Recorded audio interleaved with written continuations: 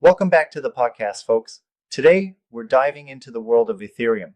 The nitty-gritty of buying ETH for beginners. Yep, it can seem a bit overwhelming at first, but there's a lot to unpack here. Absolutely. So, first off, the guide walks you through the whole process of buying Ethereum on a centralized exchange like Coinbase, for example. Interesting how those centralized platforms have really simplified it for newcomers. Right? You start with choosing an exchange. And it's essential you pick one that adheres to your country's regulations because, well, you definitely don't want any legal complications down the Yeah, line. It's really about compliance from the get-go. and then if I recall correctly, you have to create an account, verify your identity, the whole KYC process, right? Exactly. The guide stresses how you'll first need to sign up with your email, verify your identity by uploading an official ID, and then, get that two-factor authentication up and running for security. It's like taking baby steps towards unlocking the crypto world while making sure you're secure. Yep, and then once complete, you add a payment method. Credit cards, wire transfers, even PayPal come into play, but with credit cards, you might encounter extra fees. Right, and verifying a bank account can drag on a bit longer sometimes, like a day or two. Exactly. So planning ahead is key. But you know what's cool? The guide doesn't stop there. It also lays out other ways to get your hands on ETH. Yeah, there's that whole spectrum from decentralized exchanges like Uniswap and SushiSwap to crypto ATMs and even fintech apps like Cash App and Robinhood. Yeah, it's kind of like how you have so many options for grabbing coffee from a roadside stand to your neighborhood cafe. Each option has its own pros and cons. Speaking of pros and cons, there's always that balance between safety and ease of access for beginners, isn't there? Definitely, the guide really emphasizes that while buying ETH is easier than ever, you absolutely need to focus on secure storage. Right, because if you get hacked or lose your wallet, there's no going back.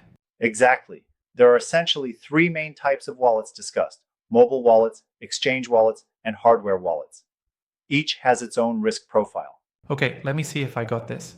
Mobile wallets are handy but riskier because they're internet connected. Exchange wallets are convenient since they're built into your exchange account. And hardware wallets, while offline, require a bit more investment. Is that about right? Spot on. Mobile wallets are great for quick transactions, but can be hacked if you're not careful. And if you lose your phone, uh, you might be in trouble if you haven't backed up your Right. recovery phrase. Meanwhile, exchange wallets are, kind of like trusting someone else with your money. Only small amounts are typically kept there. And what about hardware wallets? They're the gold standard for serious investors, right? Yep, they're offline, almost immune to online hacking attempts, like a safe under lock and key. Though, as you said, they can be pricey, starting around $50 and going way up if you want top-notch security. That really highlights the cost versus risk trade-off for new investors. True. And if you switch gears a bit, the guide also discusses the global regulatory landscape when it comes to crypto investments. Yeah, it's fascinating that the EU has introduced a comprehensive regulatory framework known as the Markets in Crypto Assets Regulation. Absolutely, it's like the EU is trying to set the gold standard in crypto regulation. This means safer investments overall, though sometimes at the expense of higher taxes and more red tape. It's a double-edged sword. Right? Safer investments, but at a potentially steeper cost.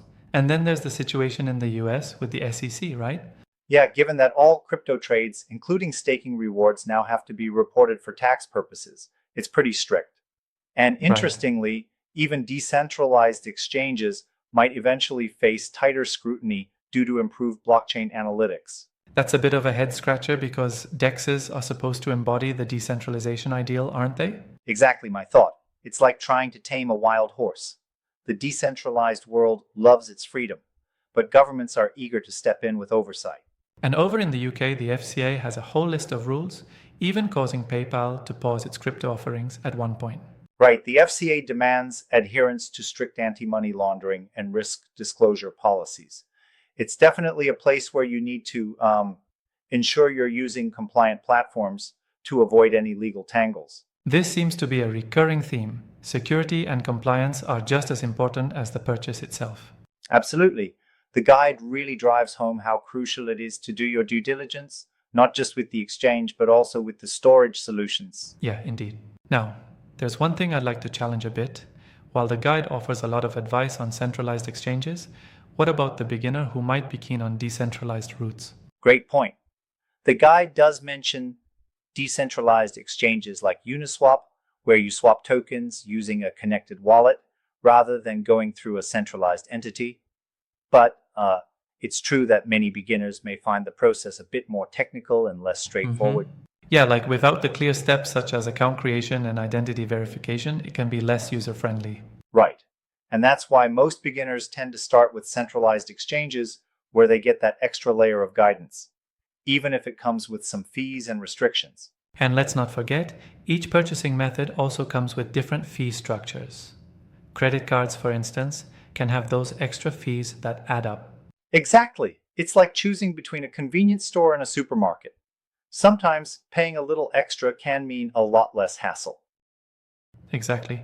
It really drives home that while Ethereum buying is more accessible today, you've got to weigh factors like costs, ease of use, and security together. Yep, and by the end of the day, the guide is a neat primer for those looking to step into the crypto world, emphasizing that informed decisions build a secure investment foundation.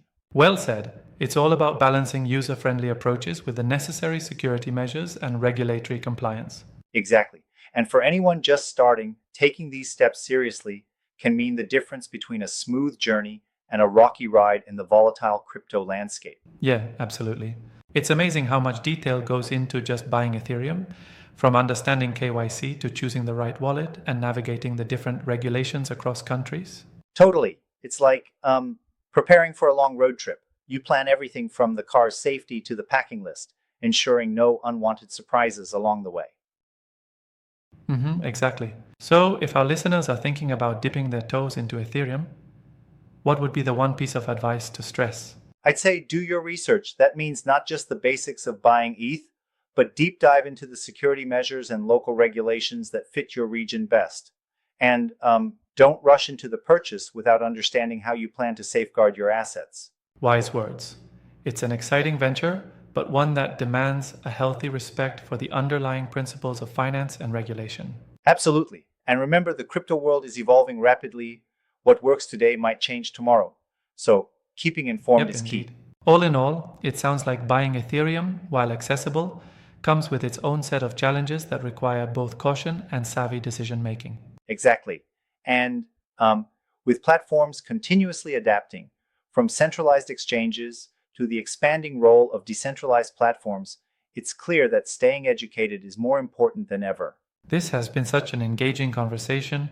Thanks for breaking down all these considerations with so much detail. My pleasure. To anyone out there, take it step by step and enjoy the journey in the crypto landscape. Cheers to that.